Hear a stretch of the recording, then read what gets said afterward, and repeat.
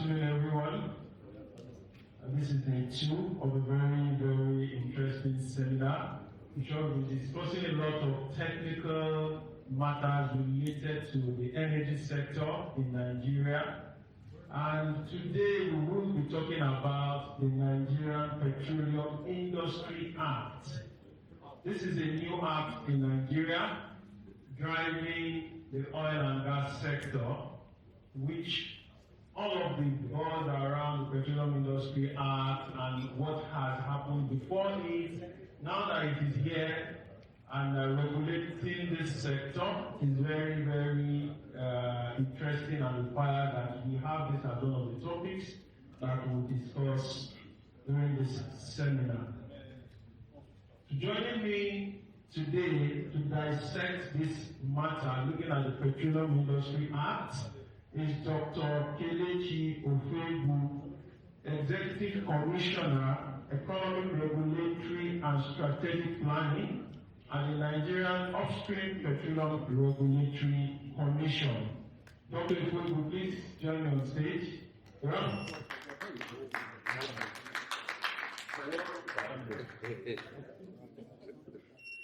In addition to Dr. Ofoegbu, I also have Engineer Francis Ogaree, representing the Chief Executive of the Nigerian Midstream, Downstream Petroleum Regulatory Authority. You're welcome, sir.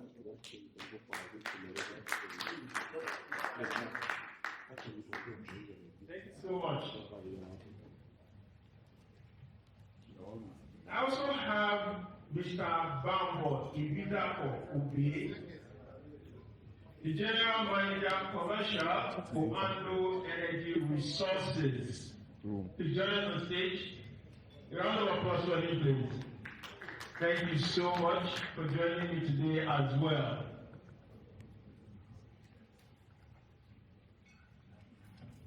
So I have my esteemed panelists today, and we will try as much as possible to dissect this big, how do I say this big new bride in the oil and the chain, upstream, the midstream, downstream. To have the two regulators here, the commission, the authority, and the private sector. So this is going to be quite interesting for us to look at what are the matters around this act and what the sector should be excited about. So I'm going to start speaking with Dr. Ofoegbu. From your perspective as the upstream regulator, and the fact that there is a lot of changes, what should the industry look to? Just kind of creating a platform, a base platform before we proceed further into the conversation, that the industry should look to with regards to this act, and what are those key things that should excite government and private sector as the regulator of the sector.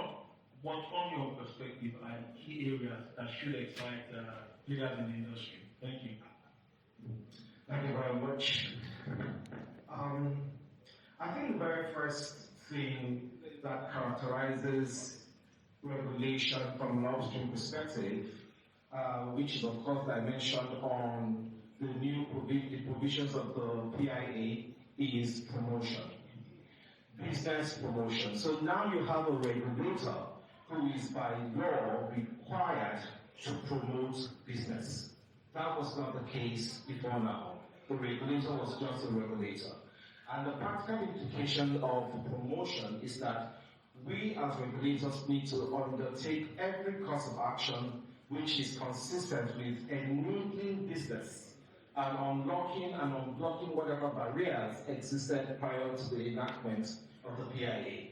So, as a business player, as a player in the industry, you can say to us, guys, this is not your role. If this policy you're about to enact, if this action you're about to undertake is inconsistent with your business promotion mandate, then I have a right to take you to task. That's number one. Number two, collaboration.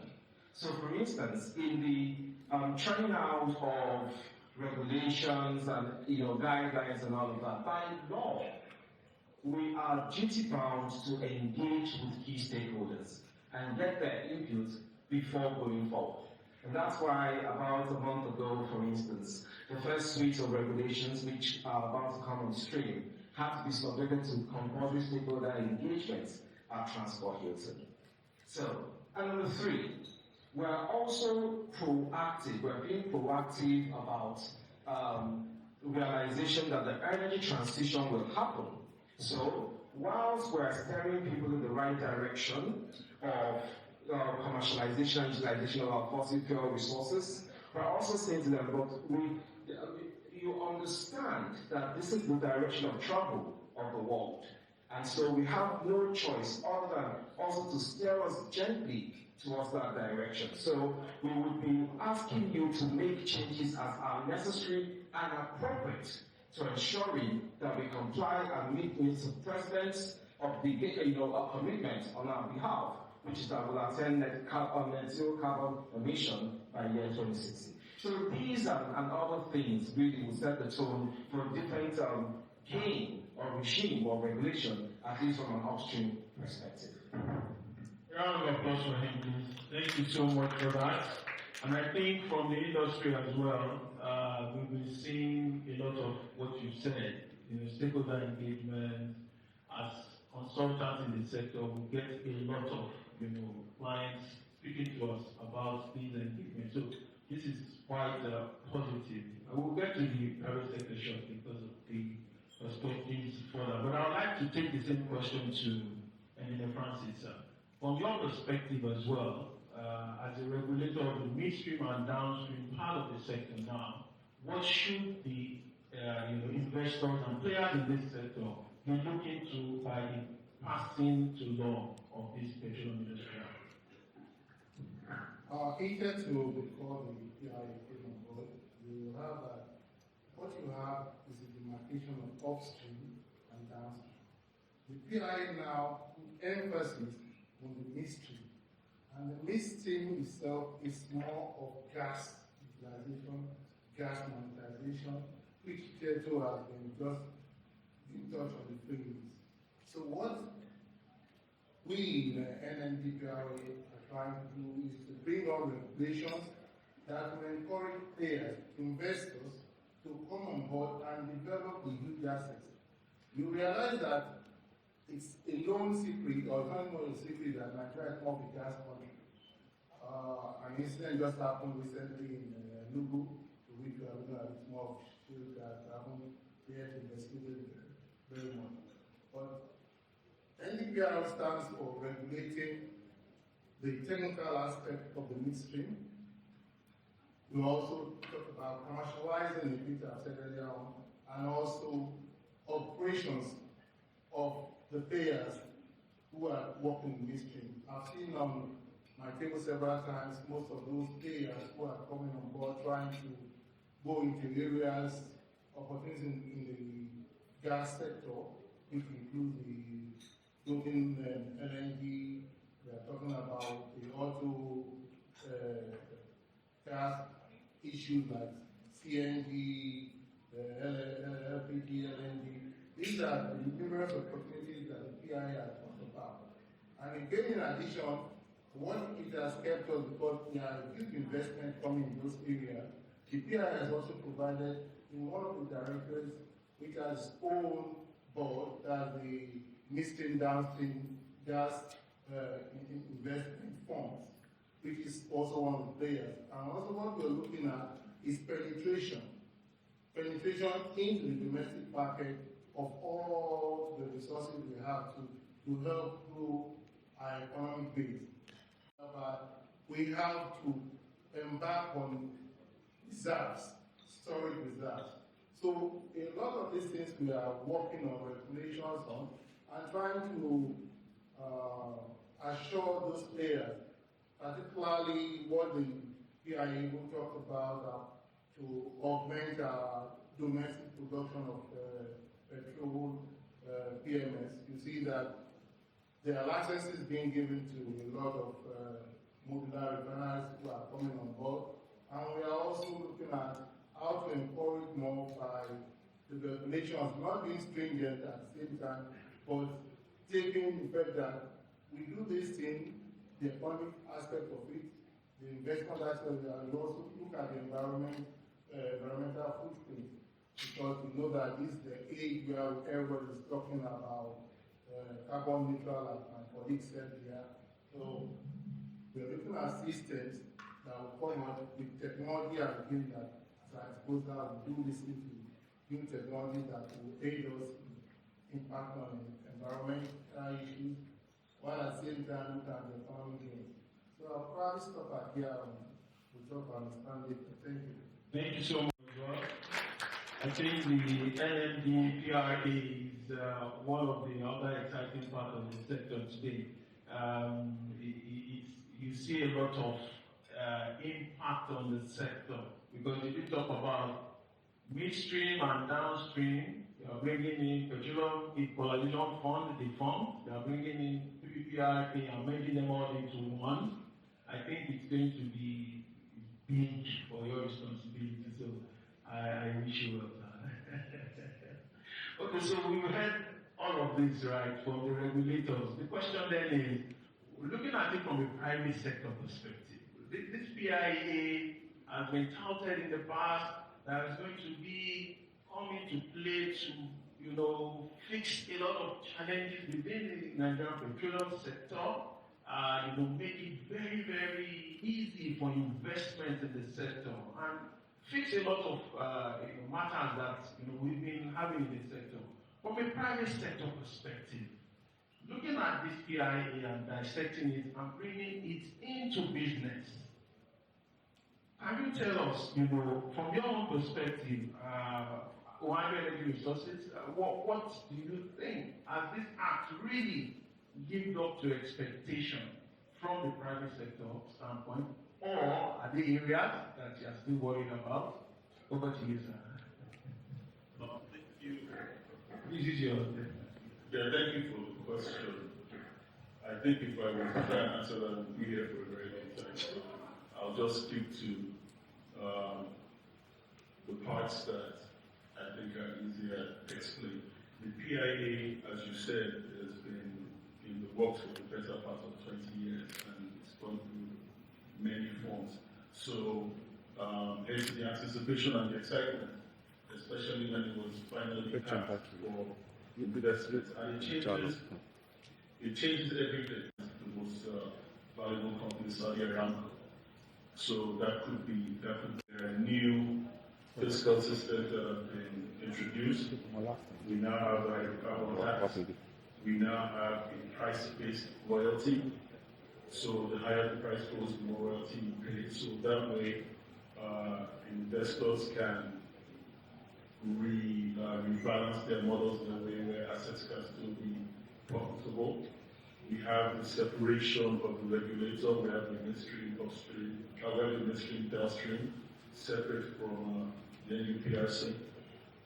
And I think this allows for focus as well. But beyond all of that, I think the greatest advantage of the PIA is the removal of uncertainty from the marketplace. So the market upholds uncertainty. Investors hitherto are unable to really invest in the upstream sector, which is where we play at Oando Energy Resources. For example, there has been a stagnation in deep water exploration because people were waiting to see what the PIB then would look like at the PIA. So now that we have that uncertainty removed, we fully expect, with the rollout of regulations, as fellow panelists have said, we fully expect investment to begin to come in. So you said a good side. I wanted you to also speak to maybe other areas that you think that this act maybe should need some, if it could be done a bit better from the private sector standpoint. Well, I think because we had been on the petroleum industry bill for so long before finally passing it as an act, we we had to do it again today, we'd probably be calling it the Energy Industry Act, bonds, especially given where we are in light of the energy transition that happened since then. Beyond that, a lot of the act is going to really be cemented in the way things are done once all the regulations are done. So it gives the leeway for a lot of things to be fixed through regulation. And also, you don't necessarily want an act that cannot evolve. So I don't see very many negatives. I see it as something that we can always amend as things change and improve. Thank you so much. Same approach was seen different, even from the NUPRC, the regulations are keying into development, that are happening and changes in the sector. So, which is quite positive as well. Thank you. So, if we then take that regulation, I will stay a bit on some areas within the PIA. So I would like to speak to some provisions within it, which are supposed to take care of some matters that, since we started this seminar, have come up, areas around, clean environment, energy transition, and all. And we see areas around provisions like the Frontier Exploration Fund, Host Community Fund, and all those matters that will really speak to the people, speak to the environment, and respect them. I will go to the NUPRC. As the regulator of the upstream sector, how do you see these funds play? And how should the private sector and the public sector, you as the commission, be able to utilize this fund for the good of the intent by the PIA? So what's your perspective of this particular fund? Thank you. Okay, so two funds. Just to speak a bit, you have to message now that some people are saying they can't hear us too well. So, Oh, yeah. yeah. I thought I was quite audible. Can you hear me? I think it's better. Yeah, is it better? Yeah. Right, okay. So two funds you've mentioned, the Frontier and the Host Community Development Trust Funds. Let's start with the big elephant in the room, which is the host community, which people are more concerned about. How will that play out? But let's even state for the records that the regulations that will operationalize the provisions, the spirit, and the intent of the relevant provisions of the PIA relating to host community fund and frontier funds have already been drafted. And these have also been subjected to stakeholder engagements. Now, to the specificities that you mentioned, now, the host community fund was designed as an intervention for the benefit of the host communities. Since the beginning of exploration and exploitation of hydrocarbons in this country, there has been some sort of host community interventions by the different operators in their different locations. But if you go to the Niger Delta and indeed other places where these operations have taken place, there's really not much on ground that evidences the fact of these number of years of exploitation. So the producers have become prosperous, but the host communities have become powerless in that regard. And there's a lot of suspicion between operators, host communities, and of course governments. But operators have also borne the brunt of this because they point to their books and say, look, we pay X amount as taxes to government, as royalties to government. And besides, we're also undertaking loads of CSR activities in your spaces. But, there's nothing to show. So the host community development community trust fund was supposed to be a structured intervention which enables investments in a manner that evidences the contribution of the producers, of the operators, to the host communities. And that's why by law we stated how the funds are going to be appropriated. So 75% for capital, 5% for admin, and the rest into a reserve fund, such that any operator that falls foul of that would have to answer to the commission. and we would sanction that operator. Because the host committees, because it's law, everybody knows the provisions of the law. So, and also everyone knows how much is ordinarily attainable or should be contributed to that fund arising from the operations, the previous year operations of the operator. So it's a transparent regime that the PIA sought to infuse in the whole, as far as the host community development fund is concerned. And by extension, that helps to build the sort of harmonious relationship which then enables the work of hydrocarbons exploitation and exploration to go on unhindered. And by extension, one provision in that fund that ensures the clean environment that you speak about is now the host communities have been empowered to guard those assets within their domain. And because prior to this time there was a perverse incentive for vandalism. But now, with the monies that will come to the host communities, we will recognize any act of vandalism because we will subtract whatever monies are utilized to restore or repair, and that will not go to them anymore. So I think they're also invested in ensuring the cleanliness of their environment in that regard. Now, coming to the Frontier Exploration Fund. That fund is a game changer. It recognizes that the one thing that we should always focus on as a country is energy security. Now, at last count, we're about 200 million people. Before the SDGs, we had the MDGs, the Millennium Development Goals. And part of the goals stated that if you want to attain reasonable growth rates, every country must at least have 1,000 megawatts of electricity per 1 million of the population. Now, Nigeria has about 200 million people. So in effect, we should have about 200,000 megawatts produced in this country and available to the end user. But you and I know that even though our nameplate capacity is only about 12,000, only about 4,000 gets to the end user on any given day in this country. Meaning that there's a deficit of 196,000 megawatts every single day that we live. That's modest. But these problems cannot be solved overnight. So the process of the Exploration Fund says, okay, what we have now is clearly not sufficient.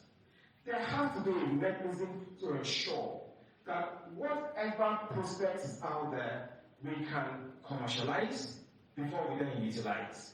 Not, of course, forgetting that we have another pathway to the energy transition. In any case, we have said as the government that gas is our transition fuel, and in fact, in some cases, our destination fuel, because even at the nameplate time of 2060, gas will still play a major role as part of the energy mix. So that's what that fund aims to achieve, and that's why everywhere there is a frontier. What's a frontier? An area that has not been de-risked. That could be in my village, that could be in your village, anywhere. And ideally, we would expect the private sector to step in and commercialize. So go ahead with the exploration, the exploitation, the seismic, all of these activities that ensure that whatever resources, hydrocarbon resources that are there are brought into production and utilization by extension for the benefits of Nigerians. But where that is not the case, then government has to step in through the instrumentality of NMDPRA to say, please do this. Because at the heart of it, we are still responsible for energy security. So that's the whole gravamen of those two funds. Thank you so much. That was very, very helpful. Thank you so much for that. Some people would say that fund should be termed an energy fund rather than saying it's a frontier exploration fund. Well, don't forget that NMDPRA superintends over the Midstream and Downstream Gas Infrastructure Fund, which focuses on energy projects, gas projects in the first instance. But Frontier, we want to be specific about the utilization of the funds because it has to be to de-risk frontiers, areas that have not been previously de-risked. So, for the avoidance of that, in this country, if you don't prescribe things by law, absolutely, I'll say no more. You're very, very correct. Absolutely. So let me come to you, sir, from the NMDPRA. I think one of the key questions that we keep asking ourselves, the PIA, are they taking out subsidy? Is the answer yes or no? Or in between? How would you answer that question, sir?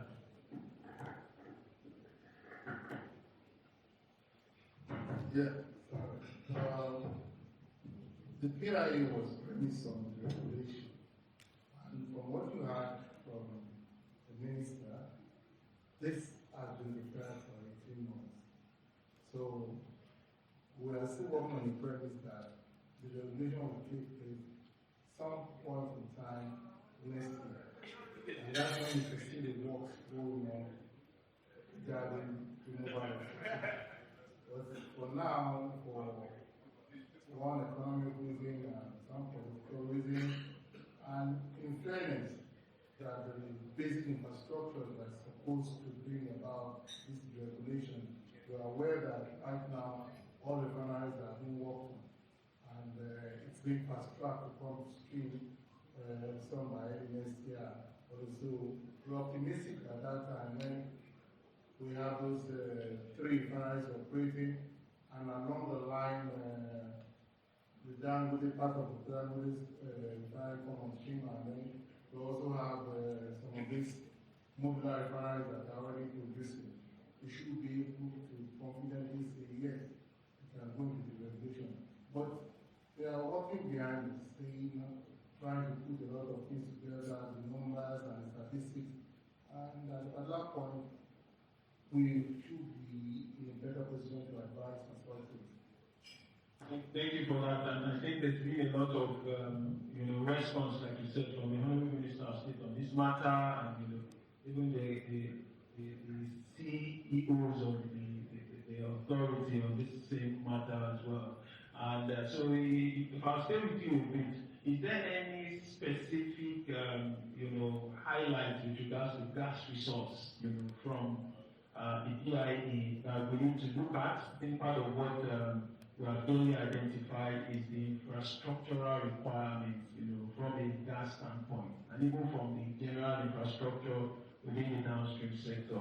Is there any focus really on gas that can really make that game changer currently within the Act? You recall that when the minister rolled out the issue of the decade of gas, there are a lot of things attached to it in terms of bringing investment, bringing better players to work on. One of them is the Engr, which is the Nigerian gas evacuation project. We also have the flare out, which is Nigerian gas flare out commercialization project. And there's also a projection of having gas plants in the 774 local government. We call it project 774. All these things are the ones being worked out and trying to roll out a plan that will bring in investors to know that the gas resource we have right now, we have a proven of about 209 TC. But we also have the ones that are possible, which are about 600 TC. Again, like I said in my opening, we just have this incident in Enugu, it's a gas resource which we're trying to cap. So, again, coming back to what I said, that we're a gas country, and we are recognizing a lot of shows coming from what the upstream guys are doing, because we have the associated gas and we have the non-associated gas. What you see in Enugu now is more like, it's more of a non-associated gas. So with all these things we are studying, and then we're trying to put in regulations that will allow players to look at their economics in invest in such things. We do give permits when we do, and the licenses too. Everything is done to encourage the governance of this development of this asset. So I think we're on track. Absolutely. And then let me just say, yeah, unlike the upstream that was well developed earlier on.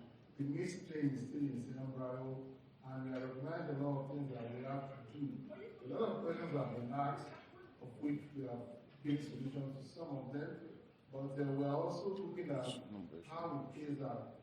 It's talk about energy transition, we are very, very aware of this, and we are equally up to the task to know how to help the nation and the people to get to that point. The Tax Commissioner, you wanted to say something? Yes, I just wanted to add to what my colleague has said. Because from the Act perspective, honestly, that prior to, say, 2008, gas was not looked at as an equivalent commodity of value, similar to crude oil. So there was no real fiscal term attributed to it, and so it was just there. But 2008, we had the gas master plan and all of that, the gas policy, and of course recently now the PIA. The PIA has done something which has changed the game, really. And I know that industry players understand this. From prior to the PIA, what we had was a domestic gas supply obligation, which tends, which one, purported to power the domestic economy. But now we have the domestic gas delivery obligation, because operators Hidalgo escaped this obligation just by saying, look, we have the gas, so let them come and take it. But that is the other way around. You have to deliver it to the city gate. So whatever you need to do, whatever course of action you need to undertake, whatever infrastructural arrangements you need to make, don't make them. Come to us, let's talk. Come to NDPRA, let's talk. But you now have domestic gas delivery obligations conditioned, of course, on the domestic gas demand requirements given to us from the NMDPRA. And then, of course, we now determine what the obligations for our producer will be, and then issue that accordingly. And monitor that compliance with that, on the one hand. On the other hand, because that gas is also just NHD. So the hydrocarbon tax is not applicable. That's an incentive. And of course, also, the pipeline. And if for people who want to invest in that, in pipeline and gas pipelines, we have an additional 5-year royalty holiday, in addition to what the 5 years that was in existence, because that's so 10 years in total. And so I don't know which other jurisdiction in the world has this sort of incentive. Excellent. Just to say, Please go ahead. we do have some projects you are all aware of. AK3 project which is ongoing. We already have in place the Southern gas pipeline. We have planned for Calabar pipeline.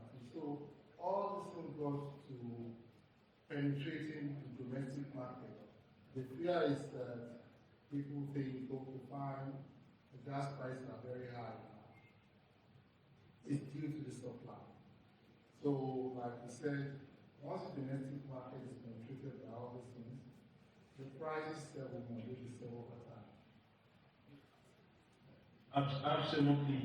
I think it sounds quite exciting, and I would like to ask Mr. Bambo Ibidapo-Obe for your perspective on the fact that it does sound quite exciting, but I ask myself, why then are IOCs divesting? Why are people leaving? From your perspective, what is it? Is this just a coincidence, or there is more to the implementation of this that maybe doesn't sound business friendly? Over to you. I feel like I'm always getting the heart. Why are IOCs divesting? I'm sorry. It could be a multitude of reasons, really, but I think we should choose to look at it as an opportunity.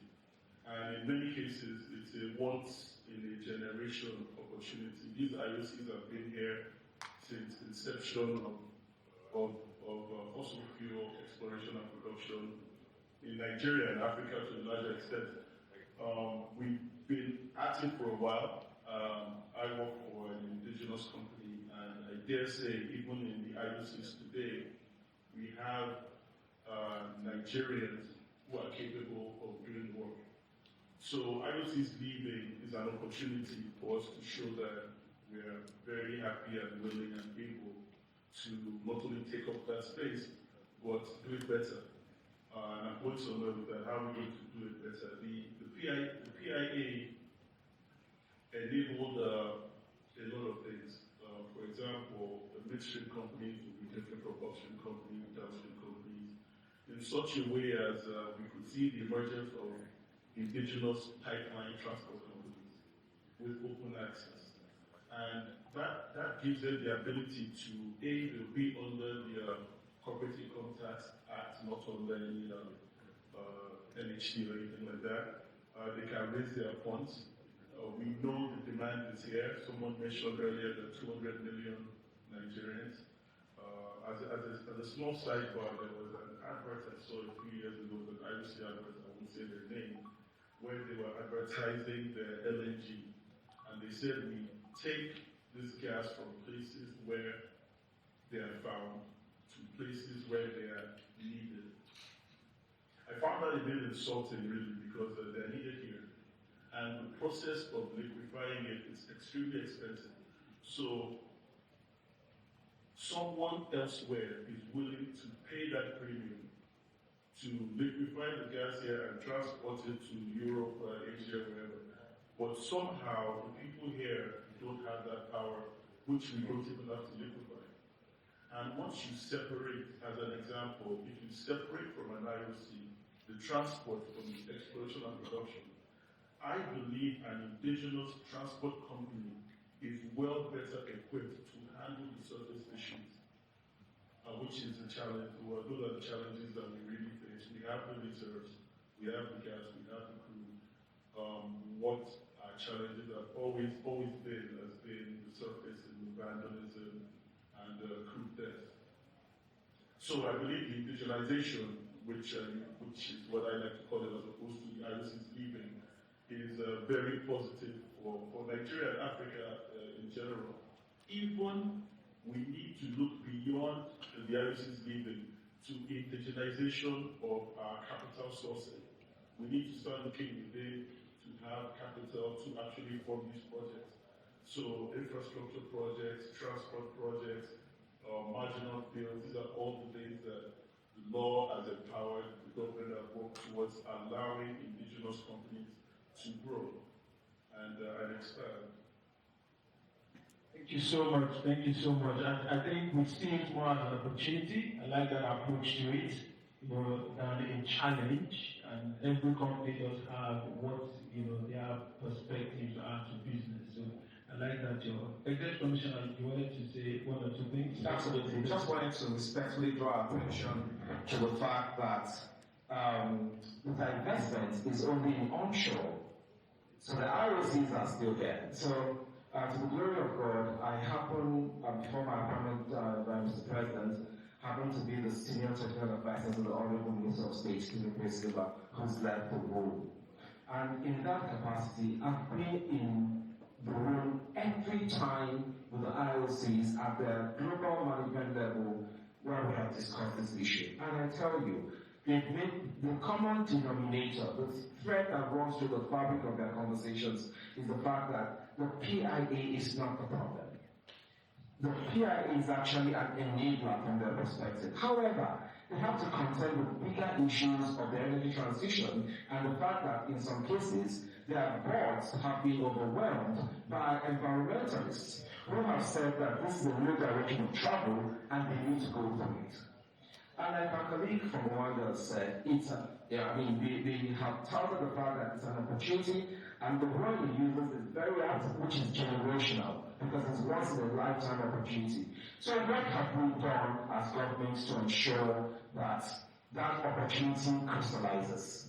We have entered, I was there, so I'm not saying something like that, we have entered into dialogue, for instance, with African. So the last meeting we had held, for instance, outside of this country was basically, look, we need to provide that capital for our people to take up the benefits, to reap the benefits of this opportunity presented by the divestment.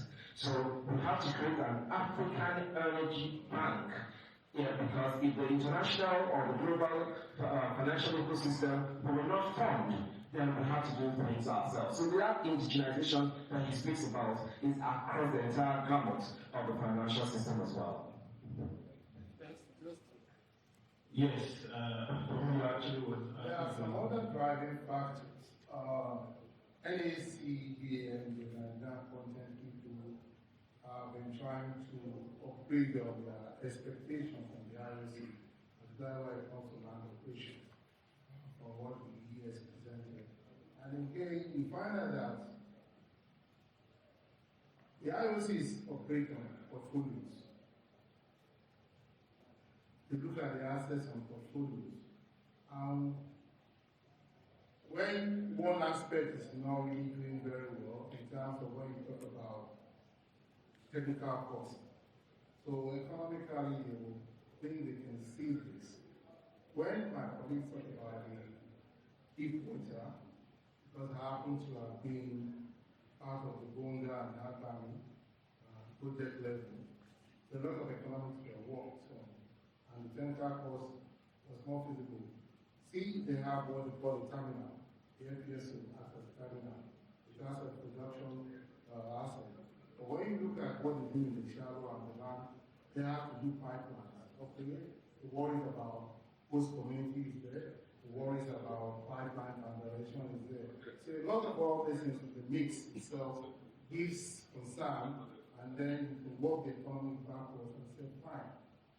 If these assets are not that prolific again, because I've looked at trends of most of those things we've seeded. To them in their portfolio, it is not an addition. So they can afford to seed it and go. So we should look more why they are doing. But again, I've seen some other presentations where I see that the NOCs are really the major players, and the projection what I saw there is that in the next 5-10 years, they will be controlling more of the land and swamp operation. It's very encouraging. And that's now made land and swamp more indigenous, and that means technology itself. And we can also bring in technology from there, because we have universities and all those people who do research. They can do more research and come up with their things, just like they do in other times. Panellists, this has been very, very helpful and technically intensive. We can all conclude that this PIA is a game changer in this sector, and one of the things that excites us is where government is doing its bit to put in regulation. Private sector is also excited because the business looks quite positive. So I'd like to thank my panelists once again, Dr. Kelechi Ofoegbu, the Executive Commissioner Economic Regulatory Strategic and Strategic Planning from the NUPRC. Thank you so much, sir. A round of applause for him, please. Also, Mr. Bambo, Ibidapo-Obe, General Manager, Commercial, Oando Energy Resources. Thank you so much for joining me as well. Thank you so much, everyone. I'm having from PwC, and it's been a pleasure creating this session as well. Thank you. A round of applause for them again. The staff of the Nigerian Petroleum Industry Act.